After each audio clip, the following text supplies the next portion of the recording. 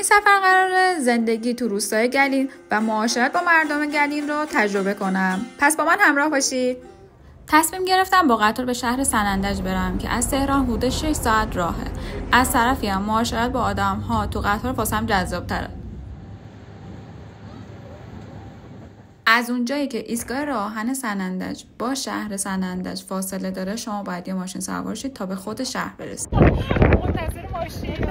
ولی وقتی ما رسیدیم تعداد ون‌ها و تاکسی‌ها به اندازه کافی نبود. من مثلا 40 شکایت کنم نه؟ بعد از کمی معطلی من و هم کوپه یام تونستیم یه آژانس بگیریم. به نظرم با اتوبوس برید به سمت سنندج خیلی براتون به صرفه تره. بعد از 20 دقیقه رسیدم ترمینال سنندج. از قبل یه تاکسی رزرو کرده بودم برای روستای گلین. با کمی تأخیر رسیدم ولی راننده تاکسی نه تنها غر نزد بلکه منو یه بستنی خوشمزه با شیر محلی هم مهمونم کرد. همینجا از بعد به ورودم مهمان نوازی کردها بهم ثابت شد. مسیر از ترمینال تا روستای گلین حدوداً 1 ساعته. همونطور که می‌بینید مسیر کوهستانی و تقریباً پرپیچ و خمیه ولی اسفالته. به غیر از بخش کمی از مسیر که به روستا منتهی میشه. صدای اذان میاد. ساعت 7 غروبه.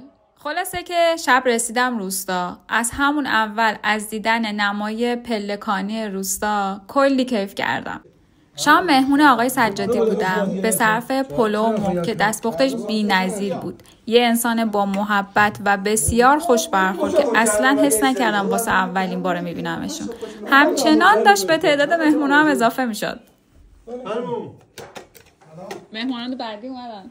آقای موسوی بفرما. فواد جان بیا. من توی خونه در همسایگی آقای سجادی اقامت داشتم. هر بار که تصمیم گرفتم به خونه برم، آقای سجادی مثل پدر مراقب من بود و همراه من میومد. بریم آقای سجادی؟ بریم. مسیری که میریم خونه. از اونجایی که روستای گلی یه روستای پلکانیه، برای من خیلی جالب بود که برای رسیدن به خونه از پشت بوم‌های خونه‌های دیگه استفاده کنم.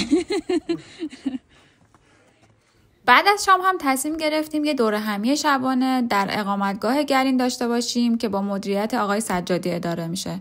به همراهی دوستانی که از مستندسازان تلویزیون بودن و شورایاران روستا.